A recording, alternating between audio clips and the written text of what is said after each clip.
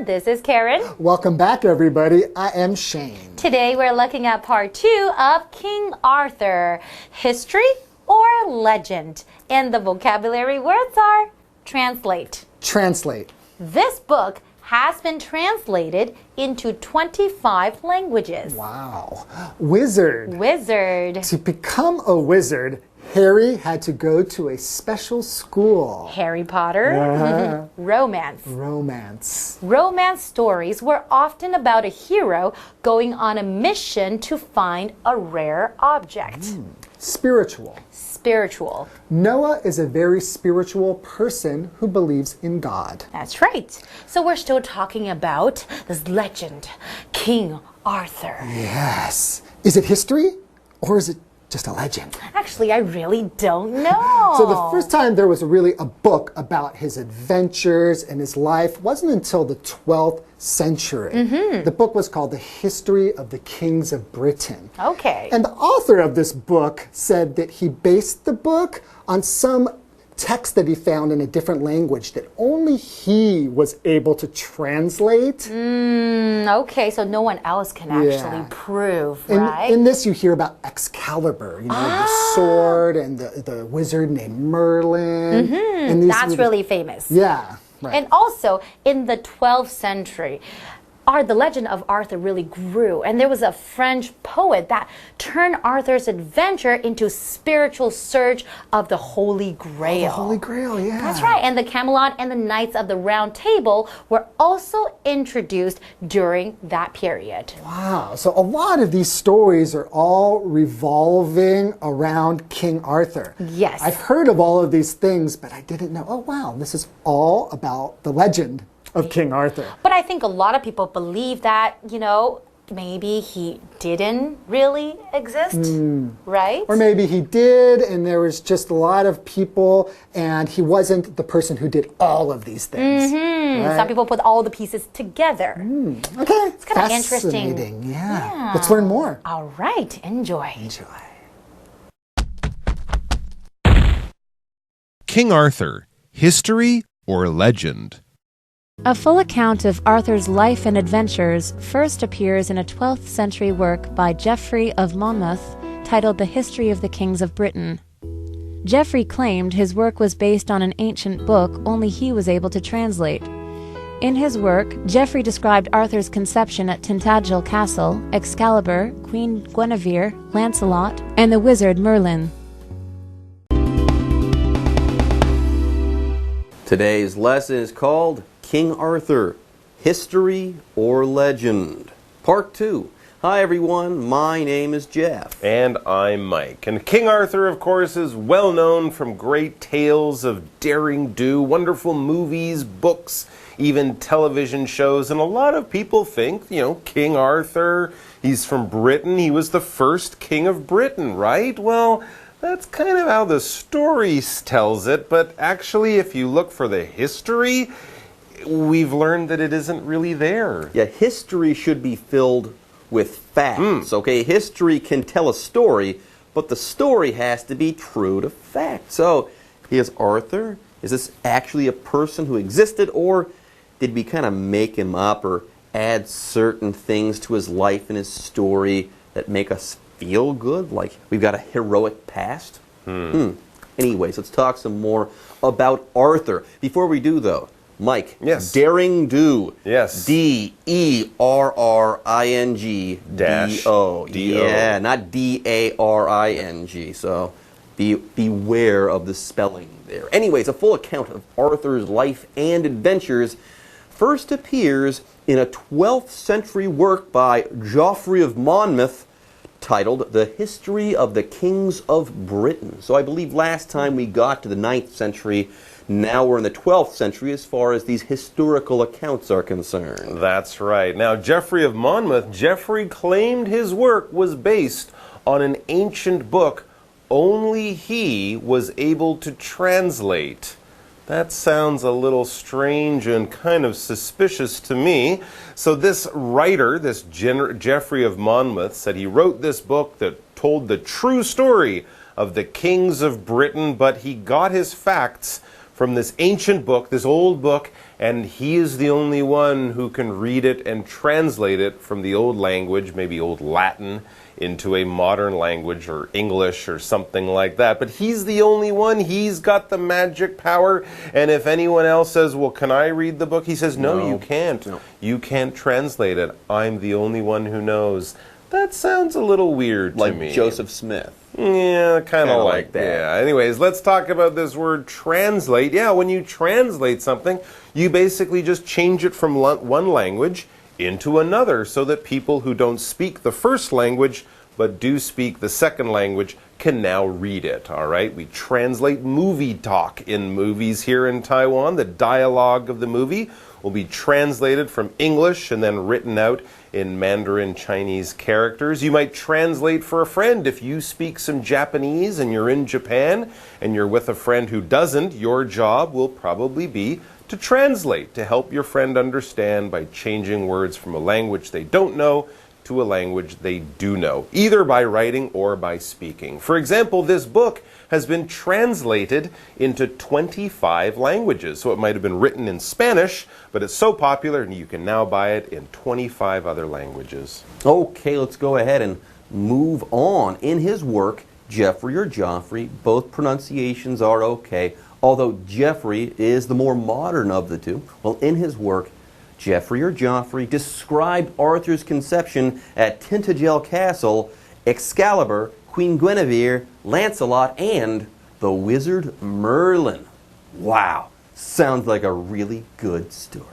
Anyways, before we move on, let's talk about the noun wizard. A wizard is kind of like a male witch, okay? Like a high-powered magician, let's say. Apparently, wizards, if they existed back in the day, they were able to do amazing things, impossible things, using magic and magic spells and stuff like that. For example, to become a wizard, Harry had to go to a special school. Ha ha ha, Harry Potter. Yeah, Harry Potter is a wizard. There you go. Although Harry Potter, not a real person. That's a fictional character. Is Arthur a fictional character? Maybe. We'll try to get to the bottom of that right after this break. Hello， 大家好，我是 Hanny。亚瑟王有许多传奇故事在描述他的英勇事迹，可是历史上真的有这号人物吗？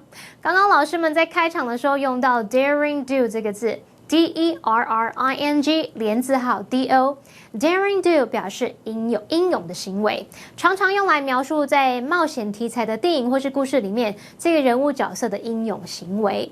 好，那今天课文一开始提到说，关于亚瑟的生平以及探险故事的完整描述，第一次是出现在12世纪的一个作品里面，它叫做《不列颠诸王史》。好，这个作品呢是由 Geoffrey of Monmouth 或是叫做 Geoffrey of Monmouth 蒙茅斯的杰佛瑞他所写的。好，这个人呢，他宣称他的作品是根据一本只有他才能翻译的古书籍而来的。哇，这听起来超可疑的，感觉就是他乱掰的啊。那刚刚麦克老师用到 suspicious 这个字 S-U-S-P-I-C-I-O-U-S 这个形容词就可以用来形容可疑的、起疑的或是怀疑的。好，那我们来看单字 translate 或是念作 translate， 它是动词，表示翻译。好，课文接着提到说，在那个作品里面有描述到亚瑟的母亲怀孕的事，有提到王者之剑或是叫做湖中剑，还有提到兰斯洛特啊、乌斯梅林等等的。那这边用到单字 wizard 就表示巫师、术士或是魔法师，像哈利波特就是一位 wizard。刚刚Jeff老师说，亚瑟王很有可能跟哈利波特一样都是虚构角色，那这时候老师用到 fictional 这个字 F-I-C-T-I-O-N-A-L fictional 可以用来形容虚构的或是小说的。另外文中有一个补充单字叫 conception 它在这边是指受孕、怀孕。接回到课文中。King Arthur, history or legend? In the 12th century, the legends of Arthur grew to include even more elements. The French poet Chrétien de Troyes wrote romances that turned Arthur's adventures into a spiritual search for the Holy Grail. Camelot and the Knights of the Round Table were also introduced during this period. As Arthur's fame increased, English kings and queens borrowed from Arthurian legends to support their own political agendas. So-called historical accounts, I should say, starting in the 9th century with Nennius and then on to the 12th century with Geoffrey of Monmouth.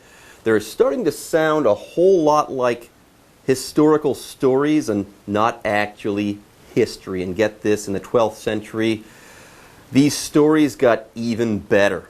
Yeah, in the 12th century, the legends of Arthur grew to include even more elements. But this is interesting. We're now like 1,000 years or maybe 800 years after he was supposed to have lived, but we're only now getting the character of King Arthur that we know of. It's been put together over hundreds of years by many different writers. And most of them, well, the ones we've heard of, were writers based in England, Wales, in Britain.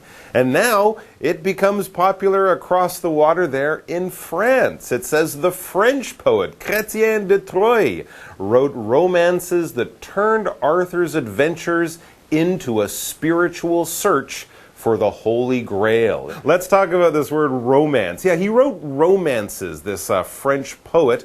Romance, when we hear this word, we think of Valentine's Day and hearts and flowers and love and things like that. Well, that is a part of romance, but back in the old days, or when we look at this word romance from a story writing, from a writing point of view, it's basically something that is very romantic, sure, but exciting. There'll be adventure, there'll be danger, love, loss, hatred, and of course, in the end, probably the hero will get the girl and they'll ride off into the sunset, like they do in many romances. But they were also stories of adventure and excitement and all that other good stuff. For example, romance stories were often about a hero going on a mission to find a rare object. Here we have the adjective spiritual. When we talk about something that is spiritual or someone who is spiritual, we're talking about the spirit. We're describing something having to do with the spirit. Now, what is the spirit? Apparently, our spirit is what makes us who we are. It animates us. It gives us life. It's a supernatural essence that defines who we are and which might actually live on after we die. For example, Noah is a very spiritual person who believes in God. All right, so what other elements did this French poet, Chrétien de Troyes, introduce into the King Arthur story? Let's find out. Camelot and the Knights of the Round Table were also introduced during this period. So it might have not been the French poet, but around the same time, this more romantic sort of King Arthur came out. Camelot, of course, is the amazing castle where he and his knights all live, a place of romance and adventure. And the Knights of the Round Table, Lancelot, Percival, and a bunch of others. These were sort of King Arthur's gang, his assistants, his helpers, his brave knights who would go on adventures with him. They were all introduced around this time. This is what, the 12th century? Sure. And as Arthur's fame increased, we continue, English kings and queens borrowed from Arthurian legends to support their own political agendas. These are real kings and queens. There you go. So yes, they're going to use this legend of King Arthur, these Arthurian legends, to make them more politically successful. Interesting. All right, folks, with that, it's time for us to take a break, but don't go away. We'll be back soon. 到了12世纪，亚瑟王传说包含更多元素了。某一位法国诗人他所写的传奇小说，把亚瑟王的探险变成了对圣杯的灵性追寻，而卡美洛城和圆桌武士也都是在这段时期开始出现的。那我们先来看两个单字 ，romance，romance 它可以指罗曼史。或是可以指传奇故事，常常用来指中世纪的传奇故事。那么 spiritual 它就是在 spirit 这个精神、心灵、灵魂的后面加上 ual 变成形容词 spiritual 表示精神的、心灵的或是宗教的。刚刚 Jeff 老师提到说灵魂是超自然的本体，它赋予我们生命。那这时候老师用到 supernatural 就是形容超自然的。那么 essence essence 它是拼作 E-S-S-E-N-C-E， 这个字除了可以指本质、要素、精髓，它还可以指本体。然后还有用到 animate 这个动词 A-N-I-M-A-T-E， animate 可以表达赋予生命，使什么有生命，它也可以表达使什么活泼的意思。好，课文接着提到说，随着亚瑟王越来越受欢迎，英格兰的国王跟女王还纷纷从亚瑟王传说当中里面借用典故来支持自己的政治目标。好，文中的 Arthurian 就是在 Arthur 后面加 I-A-N 变成形容词来形容跟亚瑟王有关的。还有 agenda 它可以指这种会议的议程啊，或是待办事项，可是在课文里面它是指意识形态或是计划，通常是指隐藏的意识形态或者是计划。介华课文中 King Arthur, history or legend? But the question remains, was Arthur a real person? It's generally agreed that the Arthur of legend did not exist but was based on one or more historical figures from the Dark Ages. However, modern-day archaeologists believe they have found evidence that raises the possibility of a real King Arthur. In the end, it appears we may never know for certain.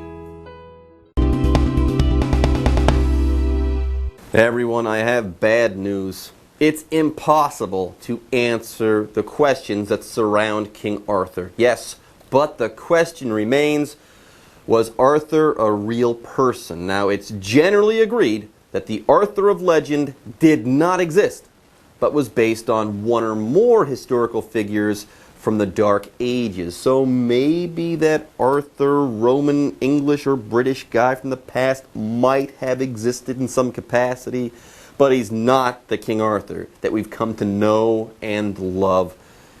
The King Arthur that we love now is a legend. People have put or taken pieces from history and kind of put them together to form this legend. Okay, it's like a lot of characters. Dracula, Santa Claus. They kind of take cool parts from different stories, different parts of the world, different traditions, and create a character that we all seem to know. But really, it came together over a lot of time. However, modern-day archaeologists believe they have found evidence that raises the possibility of a real King Arthur. So there you go. Science and history might actually be catching up to the myth and legend. Archaeologists, these are scientists, historians, who, dig through things in the ground that they find, old pots and old buildings and villages, and try to recreate a picture of history at that time. They might have found an old document or an old piece of stone with the name King Arthur written in it, and it's from the right time. But in the end, it appears we may never know for certain. So there might be some interesting clues, but we might also have to accept that King Arthur will always be as much a myth as a real person. Things just happened way too long ago. We can ago. never really be totally certain. True. Anyways, let's go ahead and end our lesson by asking and answering the what do you think question.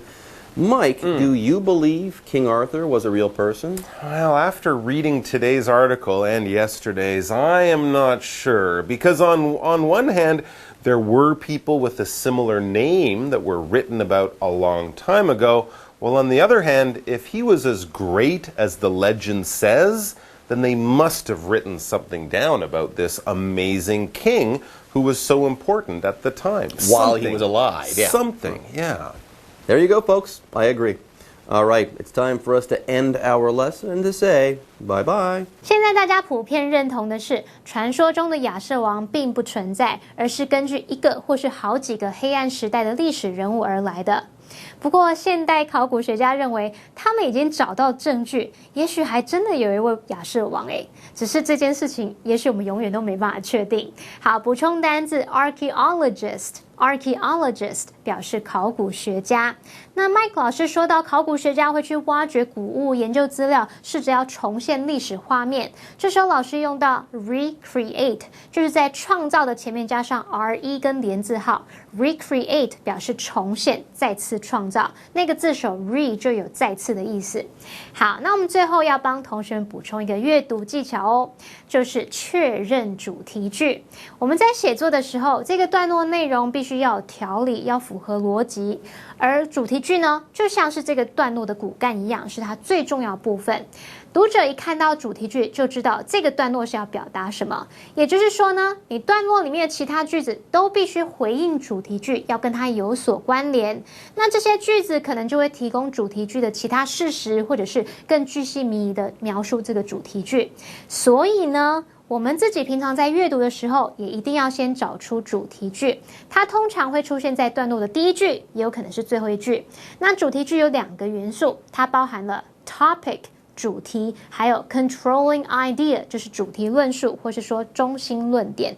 只要你能确认主题句，你就可以看出那个段落的其他句子会往哪个方向发展咯。好，那么以上是这个讲解，同学们别走开，马上回来哦。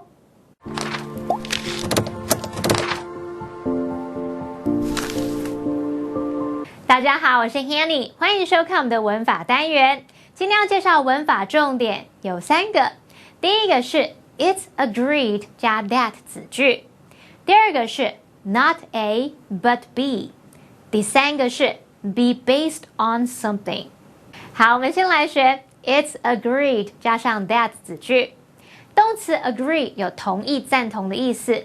那句型 It's agreed 加上 that 子句是用被动来表达为大家所认同的事，其中的虚组词 it 用来代替 that 子句。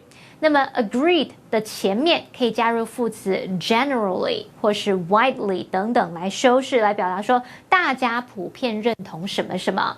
举例来说 It is widely agreed that the novel is the author's best work。 大家普遍认同那部小说是那名作者最好的作品。好，接着来学 Not A but B。 Not A but B 表示不是 A 而是 B。 Not 什么什么 but 什么什么，它是个配对连接词，所连接的 A 和 B 词性必须相同。举例来说His goal is not to win the game, but to break his own record. 他的目标不是要赢得比赛，而是要打破自己的记录。这时候呢 ，to win the game 和 to break his own record 词性都相同，都是不定词片语。好，再看一个例句哦。The girl is not his girlfriend, but his sister. 那个女生不是他的女朋友，是他的妹妹。啊，那就好，不然一大堆歌迷的心都碎了。欧巴不可以死会啊！最后我们来学 be based on something。 based on 动词呢有根据、以什么为基础的意思。那被动用法 be based on something 就表示以什么为基础，根据什么而来。举例来说 The movie is based on a true story。 这部电影是根据真实故事改编的。好，以上是今天重点整理，我们下次见喽，拜拜。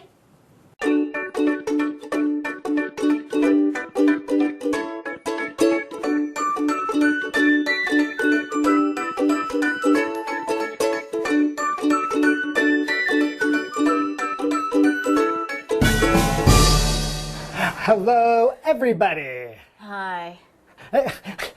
Welcome to English in action. English in Action. I'm Shane. I'm Holly. What's wrong? 有人偷吃我的饼干。So just go buy some more. 可是这样又要再重新买一包。It won't break the bank. It's really cheap. 该不会是你吃的？ No, of course not. OK， 今天的主题就是花不了多少钱啦。你去帮我买饼干。Sorry. 我们进入对话，我去买饼干。Let's eat out tonight, shall we? I'd prefer to eat at home if you don't mind. It's the end of the month. Come on, it won't break the bank. Come on, let's come on.